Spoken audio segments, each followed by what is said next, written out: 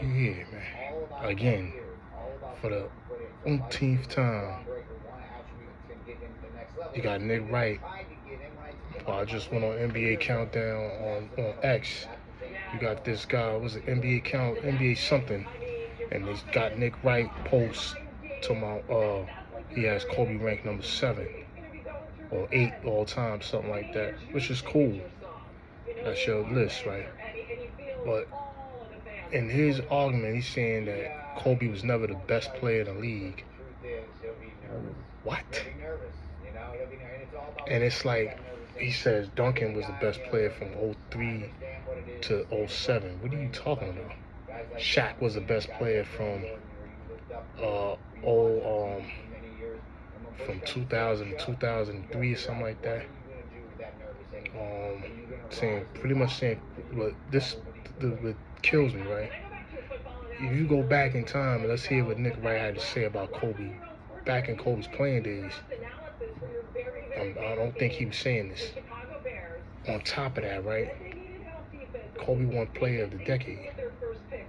So how does a guy that's never been the best player in the league win Player of the Decade? How is a guy that pretty much was carrying his team, get his team to the finals 3 years in a row, and win 2 finals MVPs, and won an MVP the year he lost against a super team, pretty much. Then you say Shaq, he averaged 30 one year with Shaq. I believe that was 01. Allen Iverson was in the league. Allen Iverson carried the 76ers. That year, he was clear. He won MVP that year. He was the best player in the league. Not saying that just because you win MVP makes you the best player in the league either. But clearly, Allen Iverson that year was the best player in the league. Shaq, as great as Shaq is, right? And this is why I hate these discussions. It's the tearing down of players, right? And they go out of their way to tear Kobe down. Kobe and Mike is probably the most. They try to tear Mike down, and they can't. But they definitely love to tear Kobe down. They just be trying to just tear his whole legacy down. And we know why. If you were alive watching games back then, Kobe, they blame Kobe, for Shaq leaving. They think Kobe was a selfish player, and he wanted all the shine. Then you had the R-word situation with Kobe and the young lady, the white lady. And I don't like to get into the race thing, but we gotta call spade a spade, man. Come on. He was going through that, and he's fresh off of that. You gave it to Steve Nash, guy that averaged 16 and I think 12 one year, he had 10, 11 assists, something like the next year he had you gave the shit to a guy that, who had a great team around him. Rajah Bell, Stoudemire, Sean Marion. I know he had some other great players on that team. Never got to the finals. You gave him the MVPs over Kobe. And I think he got it over Shaq that year. Kobe averaged 35 or something like that. I know it was one of them years he didn't deserve it. You know what I'm saying? Maybe both of them years. Kobe had better numbers. He just had the better team. But nonetheless, they tear Kobe's legacy down, right? They love to do it. He was never the best player in the league than Duncan. Duncan was probably the best player in '99, right? So Shaq, you can say he was the best player. That's a toss-up because, like I said, Allen Iverson was cooking that year. And he carried the load on his team. Whereas when you look at that team with Shaq, right? Because Nick Wright had went and said, well, Kobe started ascending in '99. He was actually, he was put on the bench his first couple years, so he never got a chance to really, he didn't get a chance like everybody else, but they just had their own team. He's playing behind all stars. So yeah, he started showing flashes in '99 when he actually got playing time. Then 2000 they win. But '99, yeah, Duncan was the best player in the league. But Shaq and Kobe, they had a better team. I just got finished going over this, but we'll go over it again. Rick Fox, Brian Shaw, Horace Grant, Robert Horry, said Rick Fox, right? Ron Harper, Derek Fisher. I think they had Devin George, Isaiah Ryder off the bench, Glenn Rice. I forgot to mention him. They had a way better team when it was Shaq and Kobe than what Kobe had without Shaq. On top of that, Shaq, and this is why, like I said, I hate to tearing down the players. Shaq never won without a great wingman. He got to the finals with Penny. Great shooting with Dennis Scott and Nick Anderson, right? Then you had Kobe and that team I just mentioned. Then you had Wade. So you're getting to the finals only with these great wingmen. You know what I'm saying? Like, and winning chips with Wade. Wade had to go off in that series for them to win that series. Shaq wasn't really a factor in that series against Dirk and them. Shaq was on the decline. I told cats back then when Kobe's last year was Shaq, they were going to trade Kobe before Shaq. Oh, you keep Shaq, and Shaq is aging. He's 31? 31. He's always aging. He's got mileage. Kobe was the younger player's common sense, man. But anyways, Kobe was a recipient too of bad teams. He had to rebuild, new coaches, all of this stuff, right? So he had to go through his growing pains. So they tear him down and continue to tear him down. They never liked Kobe because he never kissed up to the media. They blame him for Shaq, the all-world situation. They didn't start loving Kobe till that Olympic team, and they brought the gold back, and they saw how the love he got around the world. And then he finally gets his championships. That's when they started to like Kobe. But they still want to tear him down. They always wanted to big up LeBron only because they always had LeBron on a high pedestal. They were just waiting for him to win some playoff series and so that they can ascend him over everybody else. And that's the problem is media think they got all the answers. They think everything they say is right and everything we say is wrong. Like, we didn't watch the fucking games, or we don't have an opinion either. Like, because they got some inside sources, they got all the answers. Or they're on TV, so we're not on TV. So they think, well, everything we saying is right, but your arguments, they don't have no context to it. But we all know they've been pushing LeBron to be the face of the league. They never wanted Kobe to be the face of the league because of things I mentioned. So that's why he didn't get those MVPs, and he wasn't getting the face of the league treatment like that. He had to play himself into that. And by the time he started getting to the finals and things like that, they could no longer point fingers at him. So he played his way into being liked and being respected a little bit, but they still love to tear his legacy down. So I'm like Jordan, they do it just to, the reason I say he's up there with Kobe, because they're always trying to compare LeBron to him. And in order for you to compare LeBron to Jordan, you have to tear him down, because Jordan's up here. Same thing with Kobe. We know Kobe, and this is the argument that and the problem I have when these guys start these arguments. Like you just elevating guys over dudes like Bird and Magic. I might have to go through this again. Name 2 players that came in and off the rip was the ranks. You had to get through them to win. Because greatness is not just about ability, right? It's about your impact on the game, level of competition, your skill level, you know what I'm saying, your clutch, and did you win? You know what I'm saying? Like, are you a winner?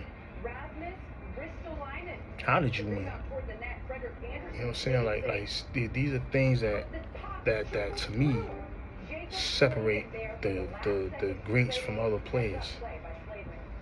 You know, I just feel like, you know, Magic and Bird will never leave my Mount Rushmore until I see players do what they did. So when they just elevate people over these guys, it's ridiculous to me. Like Stephen A's argument, oh, I want to take Bird, you know. In the last 2 minutes of the game, Bird was averaging 24 to 28 points a game when he was at his best. Excuse me. And he was at his best, right?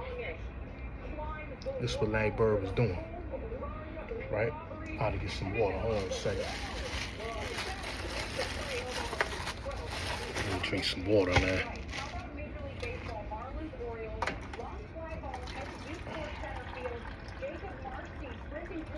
This is crazy.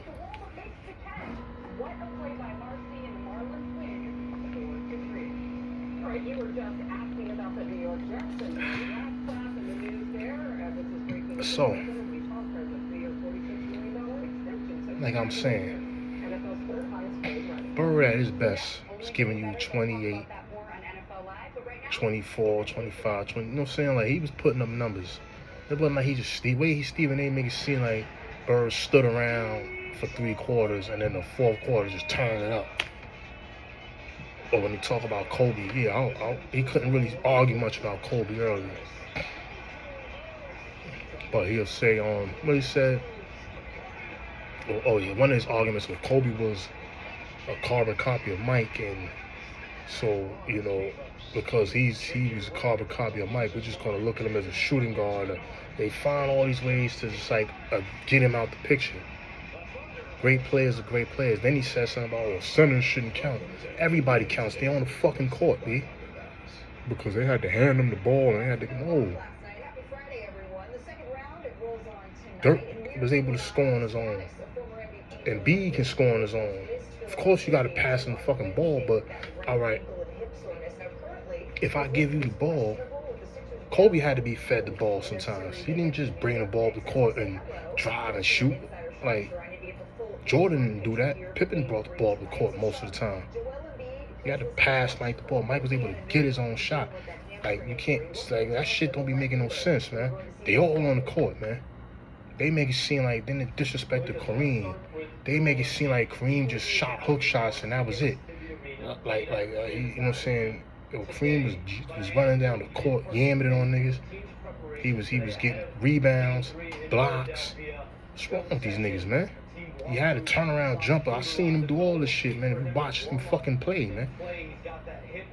Then they would say, oh, well, Wilt Chamberlain, he was playing, what some dude say, he was playing against bums. And what? And I started looking up the centers he was going up against, man. Go look up the centers he was playing against, man. In that time. Most of them are Hall of Famers. So, you know what I'm saying? Like they don't know what they're talking about. You had Willis Reed out there. You had Bill Russell out there. Kareem came late towards the end, but you had Kareem out there. You had Artis Gilmore. There were plenty of the Nate Archer. Like, you had a bunch of dudes a bunch of centers out there that was playing at his time. Come on. Who else? Oh, you had Bob McAdoo. They had him at center. You know, just the skipping of guys they'll skip over niggas like David Robinson and Moses Malone. Tim Duncan, though, he was the greatest power forward ever. He also played center, too. He was a power forward / center, just like Moses Malone was. And I'm not sitting there trying to say Moses Malone is better than Duncan, because Duncan was a more versatile player. But you got David Robinson. They'll shit all over David Robinson. Forget the fact that David Robinson was carrying San Antonio for 7 to 8 years by himself. No other superstar. So when you look at Duncan always had a great team. He always had Popovich. So he had great coaching, and he always had a great supporting cast. Before Ginobili and Parker, they had Avery Johnson. They had a mob over there. Bruce Bones, all those guys. Like they always had, a supporting cast with Duncan. He didn't have to carry San Antonio the way David Robinson did. But we'll forget all about David Robinson. Just like Charles Barkley, he's another great player. I'm looking at some stats. He's getting 33 rebounds. He's only 6'4", 6'5". Put the ball on the floor, can shoot. He was a versatile player. Can shoot threes. He can shoot from the perimeter. He can go on the post. Like, he's grabbing rebounds, blocks. How do you disrespect these guys? Just forget about them. Now, yeah, he didn't win the championships, but you just can't forget how great he is. He still should be, near the top 20, top 25. King Olajuwon, they, skipped and have him on the list. Guys go to him for help to work on their game. Nobody's going to LeBron saying, "Teach me." What is he going to teach you? And it's not to take away from his greatness as a player, but it's like no one's going to go to LeBron and say, "Yo, teach me something about the game." Like they go to Olajuwon, or like people learned and got inspired from Kobe. So all of this, he brings to the league and all of it, like they've been trying to. This is the media. The same way the media, right, is trying to made everybody believe that Palestinians were terrorists and Iran is a terrorist and they have nukes, and Iran doesn't have any fucking nukes. Palestinians weren't terrorists. They out there getting slaughtered. And now they have to change their tune, but they're too afraid to just go 100% nuclear and just say, look, Iran is being wronged, Israel's being wronged. I mean, not Israel, Palestinians are being wronged, Lebanon's being wronged. They're not going to say that because their narrative, they all get paid to say the same narrative and push the same narrative that everybody's terrorists but the United States and Israel. Everybody in the Middle East is a potential terrorist. That's the playbook, and it's the same thing with basketball. They want everybody to be in unison and say, yeah, LeBron is number 2 or number 1 greatest of all time, and just omit everybody else. This man said Magic didn't have the abilities that LeBron did. The only thing LeBron does, like you could say defensively, he wasn't what? Didn't Magic lead the league in steals 2 years? How many times LeBron led the league in steals? What about the assists for Magic? What about the low post game, the hook shot and everything like that? Yeah, he wasn't a great perimeter shooter, but what about the winning? I don't understand it, man. If he doesn't catch HIV, he's going back to the finals to face Jordan again. There's nobody in the West who's going to stop the Lakers, man. Barring themselves. Like, come on. We saw what he did to Portland. Them out of there for 5-6 games, got them out of here, man. Like, come on, man. Like, yeah, they lost to Phoenix that year after the year before that. He came right back, got his team to the finals. He probably would have went back again and got his team to the finals just for some type of revenge against Mike. Like, how do you I don't understand this shit, man. We got Bird winning MVP 3 years in a row, man. Like, what does LeBron do that makes him better than Larry Bird? Just please, somebody tell me. He doesn't pass better than Larry. He definitely don't shoot better than Larry. Larry Bird hustles, dives on the floor. Larry Bird plays defense. Larry Bird is a better rebounder. So what is it that he does that's better than him? They gotta stop, man. Like I said, they've been pushing this LeBron narrative since he's been in the league. They've been trying to elevate him over guys since he's been in the league. And you still see them doing it to this day. Well, if he wins his first round, he's a GOAT. If he hey, stop it, man. They're playing against a team without the best player, Durant. Team that had no point guard, that really kind of overachieved this year. And now they're getting their ass bust by OKC, right? And they getting blown the fuck out in these games. So now they're back to reality. So now, they're gonna look for somebody to point a finger at. But it's never LeBron. You know what I'm saying? Like, even, they know what he's doing and they still, like, defend it. But, it is what it is. Anyway, I'm about to take a nap because I'm not done with this conversation, but I'm definitely tired and I'm over here drifting. But I'm going to get back with y'all in a few because this argument has got to stop, man. Just the disrespect of Kobe and other great players. Disrespecting David Robinson. Disrespect to Elijah. Disrespect to Moses Malone. Oh, these guys are big men, so they don't count. It's fucking stupid, man. Like, they say some dumb shit, man. Like I said, even defending Kobe, you're not bringing up none of these things. Skill set, shooting ability. There's no way in the world you leave Kobe Bryant wide open to shoot the ball like they did LeBron. Think about it. Pause. Anyway, I'm out, man. Babyface Publishing, man. That was wild. Peace.